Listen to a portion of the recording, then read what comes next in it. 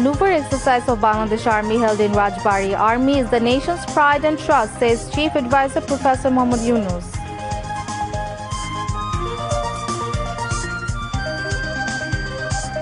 আধুনিক ও যুগোপযোগী প্রশিক্ষণের মাধ্যমে আভিযানিক দক্ষতা অর্জন করে দেশের সার্বভৌমত্ব রক্ষায় বাংলাদেশ সেনাবাহিনীর সদস্যগণ সর্বদা প্রস্তুত থাকবে। Election Commission pledge bound to hold free, fair and impartial elections, says CEC.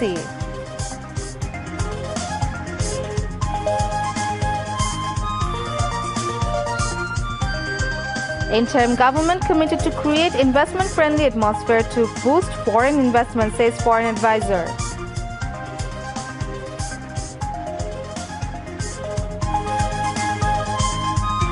Trial run of trains conducted of Jamuna railway bridge. 2 trains crossed the bridge at maximum 120 km/h.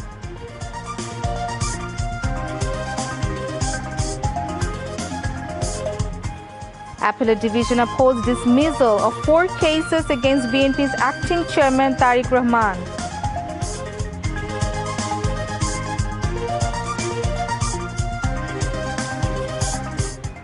More than 19,000 illegal migrants arrested in Saudi Arabia. Most of them are the citizens of various countries of African continent.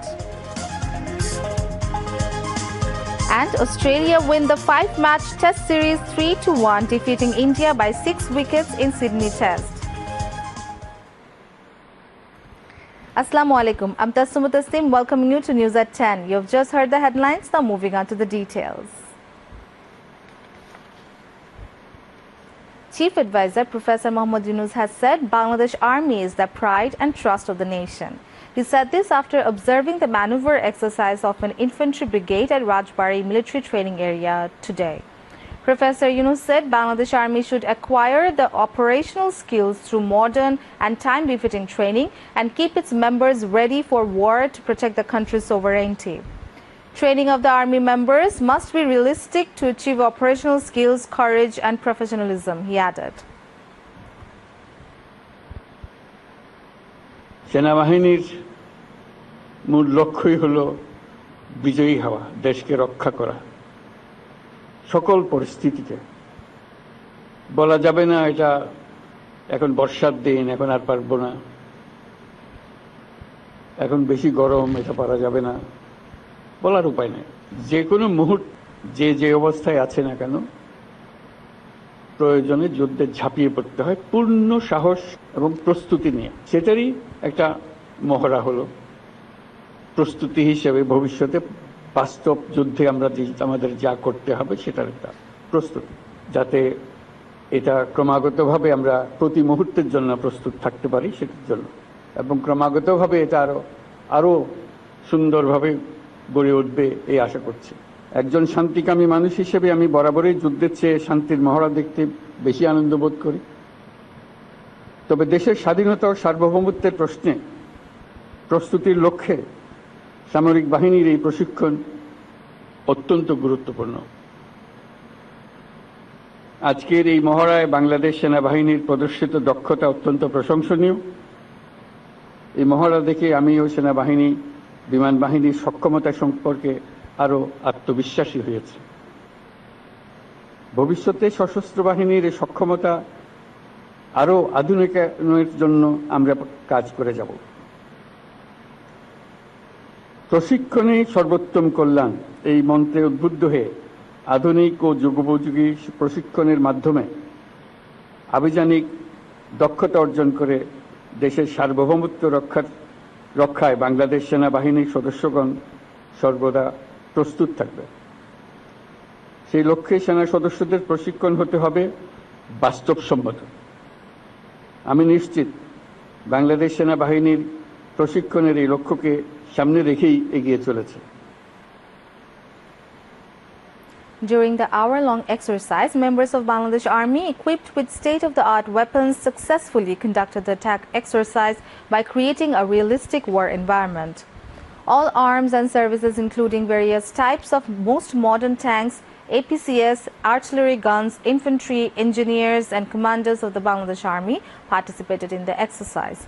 In addition, fighter aircraft of the Bangladesh Air Force, aircraft of Army Aviation and helicopters took part in the exercise. The chief advisor praised the skills and high-quality training of the army members participating in the exercise. Bangladesh Army's 55 Infantry Division organized the event on the occasion of Army Maneuver Exercise 2024-25. Chief of Army Staff General Wakiruzzaman, Chief of Naval Staff Admiral M. Nazmul Hassan, and Chief of Air Staff Air Chief Marshal Hassan Mahmud Khan, and GOC of 55 Infantry Division and Area Commander of Joshua Area, Major General J. M. Imdadul Islam, welcomed the Chief Advisor on his arrival at the venue. Advisors of the interim government and senior officers of the armed forces were present. The Election Commission is committed to ensure a free, fair and transparent impartial election to bring back the voting rights of people. Chief Election Commissioner A.M.M. Nasiruddin said this while inaugurating a training program for the individuals who will update voter lists and their supervisors at Election Training Institute in the capital's Agarga today. The CEC directed all concerned to work professionally. He went on saying that the Election Commission has to come out of old passion and have to change their mentality and habits. Election Commissioner Brigadier General retired Abul Fazl Muhammad Sanaullah said people want to exercise their voting rights and measures will be taken so that none can jeopardize the voting environment. Election Commissioner Anwarul Islam Shorkar said negligence and irregularities in updating voter lists will not be tolerated. Election Commissioner Tamid Ahmed said, in order to ensure a fair election, the Election Commission will work as per law. Election Commissioner Abdur Rahman El Masood called upon all to work with transparent and sincere manners. Election Commission Secretariat Senior Secretary Akhtar Ahmed presided over the event. Foreign advisor Muhammad Tawhid Hossain said the country lacked adequate investment-friendly environment during the previous government. The current interim government is determined to create an investment-friendly environment to attract foreign investments, he added. The advisor said this at a seminar on Saudi-Bangladesh economic relationship at the Foreign Ministry today. At the time, Finance Advisor Dr. Salihuddin Ahmed said the fallen Sheikh Hasina government had driven away South Korean company Samsung from the airport like that of Saudi company Aramco.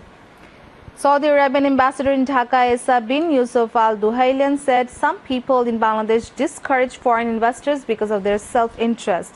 The envoy said Saudi Arabia wants to set up an oil refinery factory in Bangladesh, aiming to build an oil export hub in the East and South Asian market.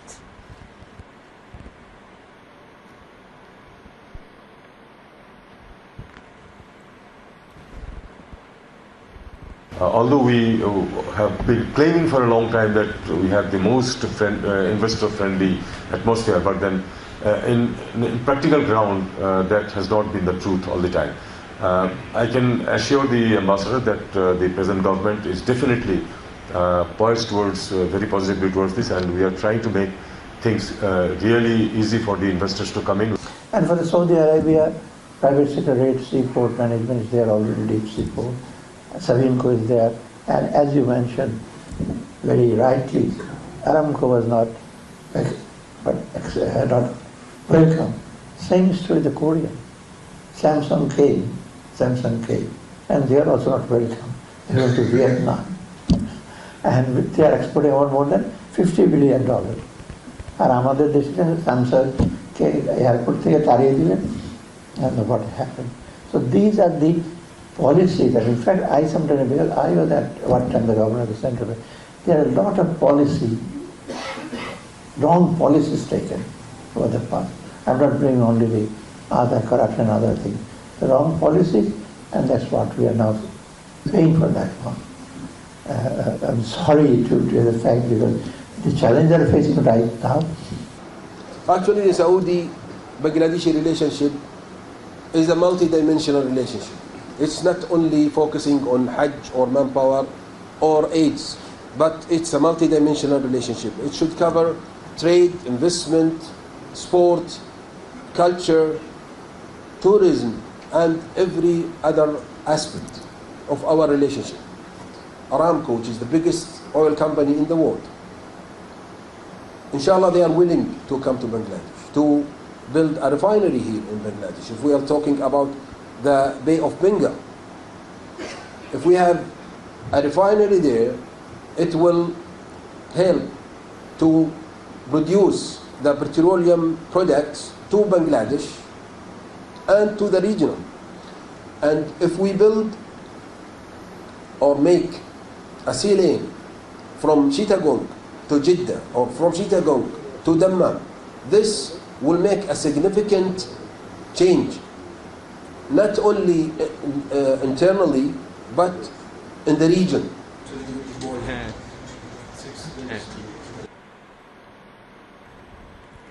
The government will hold talks with political parties to prepare the July proclamation.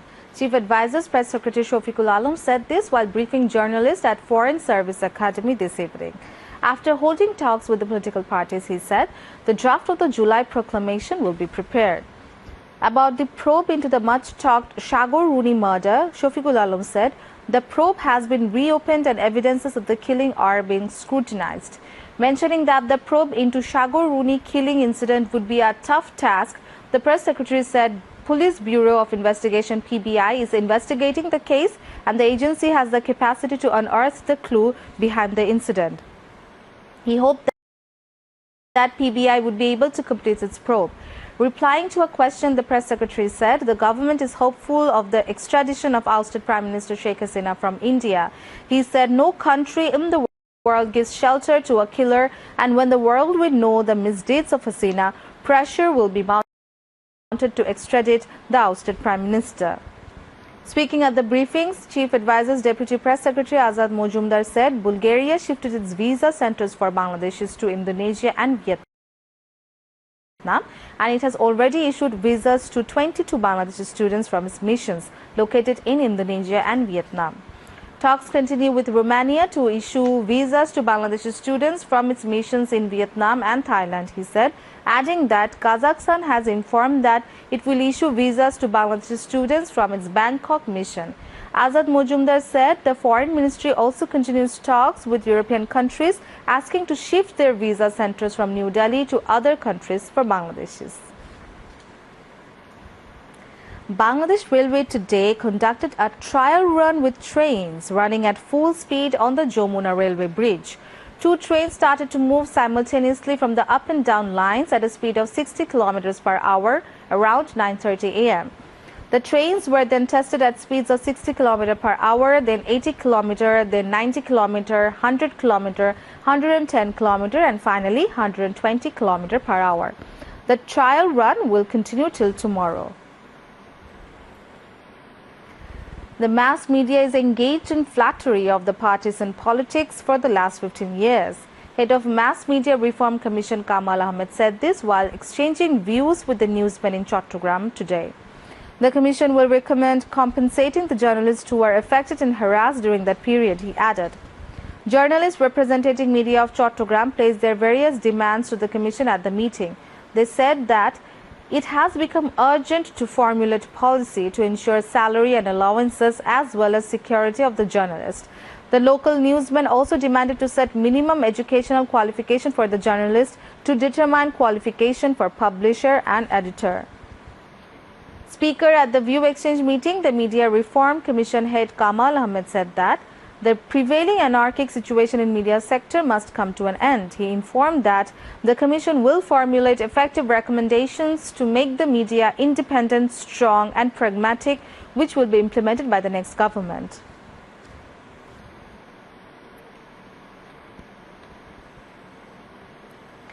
The Appellate Division has upheld the verdict of the High Court that scrapped 4 cases against BNP acting chairman Tariq Rahman filed on charges of extortion. The 4-member bench led by Justice Muhammad Ashfaqul Islam gave the verdict today, dismissing the leave to appeal filed by the state against the High Court verdict. Additional Attorney General Onik R. Haq argued in the court in favor of the state. A number of lawyers stood for Tariq Rahman. They are Advocate Joinul Abedin, Barrister Mahbub Uddin Khokon, Barrister Kaisar Kamal, Barrister Bodruddoza Badol, Barrister Ruhul Quddus Kajol, Advocate Ghazi Kamrul Islam Shojol, Barrister Ragib Rauf Chaudhry, Advocate Maksudullah and Advocate Ajmul Hossain Khokon. On October of 23rd last year, the High Court bench of Justice A.K.M. Asaduzzaman and Justice Syed Inayat Hussain scrapped the 4 cases against Tariq Rahman. Later, the state side filed leave to appeal against the High Court verdict. Moving on to international news. Saudi authorities have arrested more than 19,000 people in 1 week for breaching residency, work and border security regulations. According to an official report of the kingdom, a total of 11,742 people were arrested for violations of residency laws, while 4,103 were held over illegal border crossing attempts and a further 3,354 for labor-related issues. The report showed that among the 916 people arrested for trying to enter the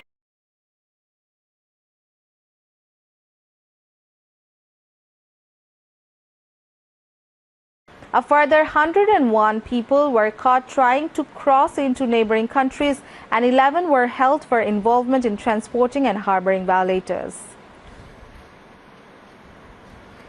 Israeli forces have killed at least 88 Palestinians in a day across Gaza. They bombed the enclave more than 100 times in just 3 days, killing more than 200 Palestinians, with women and children making up a majority of the victims. Meanwhile, Israel's Defense Minister Israel Katz confirms that indirect negotiations with Hamas have resumed in Qatar for the return of captives held in Gaza. Israel's war on Gaza has killed at least 45,805 Palestinians and wounded 1,09,064 since October 7, 2023.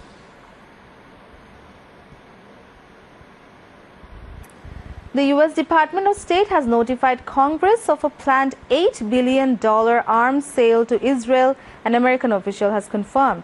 The weapons consignment, which needs approval from House and Senate committees, includes missiles, shells and other ammunitions. The move comes just over a fortnight before President Joe Biden leaves office. Washington has rejected calls to suspend military backing for Israel because of the number of civilians killed during the war in Gaza. In August, the U.S. approved the sale of $20 billion in fighter jets and other military equipment to Israel. The latest planned shipment contains air-to-air missiles, hailfire missiles, artillery shells and bombs, the U.S. official said. A source familiar with the sale told the newsman the president has made clear Israel has a right to defend its citizens consistent with international law and international humanitarian law and to deter aggression from Iran and its proxy organizations. The U.S. is by far the biggest supplier of arms to Israel, having helped it build one of the most technologically sophisticated militaries in the world. According to the Stockholm International Peace Research Institute, the U.S. accounted for 69% of Israel's imports of major conventional arms between 2019 and 2023. In May 2024, the U.S. confirmed it has paused a single consignment of 2,000-pound and 500-pound bombs over concerns Israel was going ahead with a major ground operation in the southern Gaza city of Rafah. But Biden immediately faced a backlash from Republicans in Washington and from Netanyahu, who appear to compare it to an arms embargo. Biden has since partially lifted the suspension and not repeated it. Tens of millions of Americans are bracing for a huge thunderstorm and winter storm that could bring the heaviest snowfall and coldest temperature in over a decade. The storm, which started in the middle of the U.S., will move east in the next couple of days, the National Weather Service said, with 30 states under weather alerts. A state of emergency has been declared in Kentucky, Virginia, Kansas, Arkansas, and Missouri, and parts of the U.S. accustomed to severe cold, including Mississippi and Florida, have been warned to expect treacherous conditions. Forecasters say the extreme weather is being caused by the polar vortex, an area of cold air that circulates around the Arctic. In the central U.S., there will be considerable disruptions to daily life and dangers or impossible driving conditions and widespread closures into Sunday. Some areas of Kansas and Indiana could see at least 8 inches of snow. In parts of the Midwest, blizzards are possible. Sleet and freezing rain in forecast for Missouri, Illinois, and swaths of Kentucky and West Virginia. As the storm moves east, millions of more Americans will see record low temperatures, forecasters said. Cities including Washington, D.C., Baltimore and Philadelphia are preparing for snowy and icy conditions from Sunday into Monday. Snowfall of between 5 to 12 could be recorded in parts of Virginia. Also on Sunday, portions of the southern U.S., including Arkansas, Louisiana and Mississippi, may see severe thunderstorms. A Japanese woman, recognized as the world's oldest person by Guinness World Record, has died at the age of 116. Tomiko Ituka died in a nursing home in the city of Ashiya, Hyogo Prefecture, according to officials. She became the oldest person in the world after Spain's Maria Branias Morera passed away in August 2024 at the age of 117. Ms.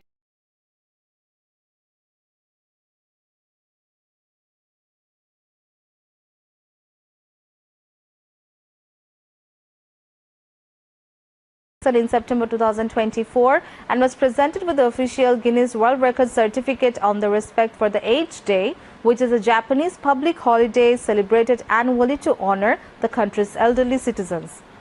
Ms. Utuka, who was one of 3 siblings, lived through world wars and pandemics as well as technological breakthroughs. In her older age, she enjoyed bananas and kalpis, a milky soft drink popular in Japan, according to the mayor's statement. She married at 20 and had 2 daughters and 2 sons, according to the Guinness. The 7th building of the Bangladesh Secretariat, which was severely damaged by a fire, has reopened today after 11 days. Except for the 4 burnt floors, the remaining 5 floors of the 9-story building have resumed operations. While visiting the building, Public Works Secretary Abdul Hamid said regular work started at the fresh floors of the building. Within 10 to 15 days, work will begin on the burnt floors. However, despite the investigation committee's primary report demonstrating evidence of an accident, signs were sent to Indonesia and Singapore for further examination. Administration officials said that within the next 2 weeks, they will receive the report and note the specifics of this unprecedented incident. Bangladesh Poultry Association will sell eggs, poultry and other agricultural products at fair prices at 20 points in Dhaka from 12th of January ahead of Ramadan under smart market management. Bangladesh Poultry Association revealed this information at a press conference in the capital yesterday. Leaders of the organization said they will commence selling eggs, frozen poultry and other agricultural products at fair prices at 20 locations in Dhaka and will gradually expand to 100 points. Meanwhile, Dhaka District Administration has taken an initiative to launch public market to bring relief to the consumers. Deputy Commissioner in Dhaka made the announcement yesterday at a view exchange meeting. He said that a special market will be launched from the first day of February with the aim of establishing direct relationship between farmers and consumers by avoiding the influence of middlemen. Consumers can buy fish, meat, eggs, vegetables and other daily essentials from this market at fair price. Local entrepreneurs, students and unemployed youths will be involved by constructing infrastructure at government places for market management, he added.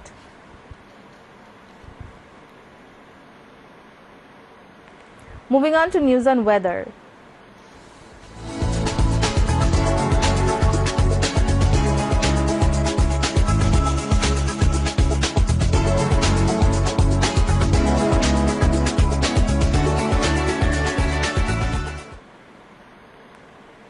Met Office in its weather forecast till 6 p.m. tomorrow says weather may remain dry with temporary partly cloudy sky over the country.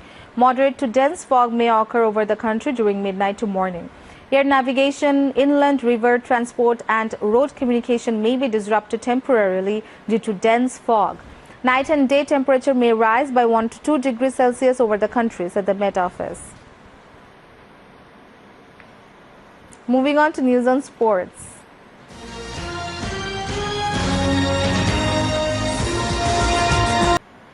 Australia defeated India by 6 wickets in 2.5 days of the Sydney Test to win the 5-match series by 3-1. Australia has also reached the final of the ICC Test Championship by winning this series. The Aussies will face South Africa in the ICC Test Championship finals at Lord's in June.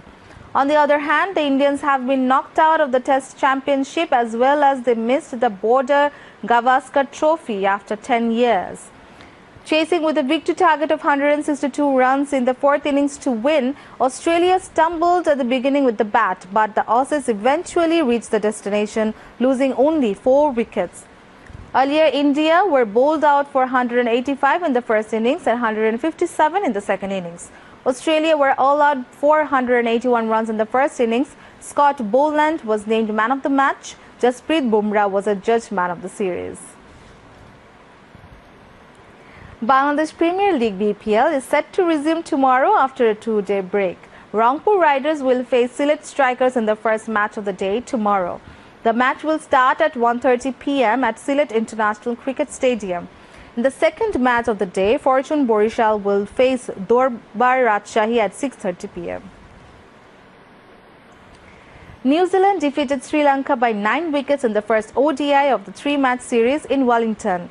After losing the toss and opting to bat first, Sri Lanka were bowled out for 178 runs in 43 overs and 4 balls. Avishka Fernando scored the highest 56 runs for the team. Kiwi bowler Matt Henry took 4 wickets for 19 runs, while Nathan Smith and Jacob Duffy took 2 wickets each. In reply, New Zealand scored 180 for 1 wicket in 26 overs and 2 balls. Will Young scored an unbeaten 90 for the team. Matt Henry was adjudged man of the match. Now to end the bulletin, headlines once again. Maneuver exercise of Bangladesh Army held in Rajbari. Army is the nation's pride and trust, says Chief Advisor Professor Mohammad Yunus.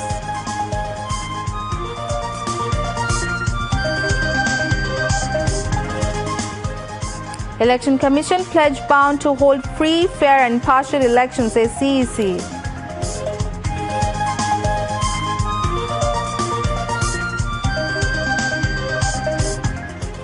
Interim government committed to create investment-friendly atmosphere to boost foreign investment, says foreign advisor.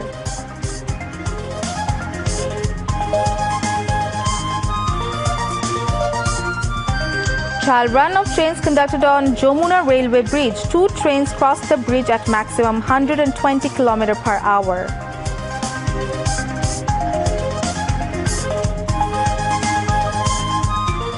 Appellate Division upholds dismissal of 4 cases against BNP's acting chairman Tariq Rahman.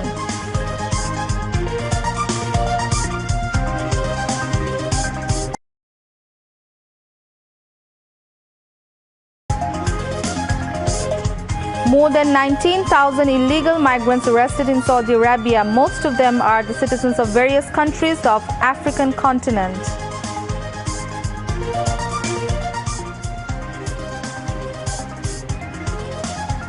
And Australia win the 5-match test series 3-1, defeating India by 6 wickets in Sydney Test. That's all from the newsroom for the moment. Thank you for staying with us and invite you to watch our 11:30 Bangla News. Until then, Allah Hafiz.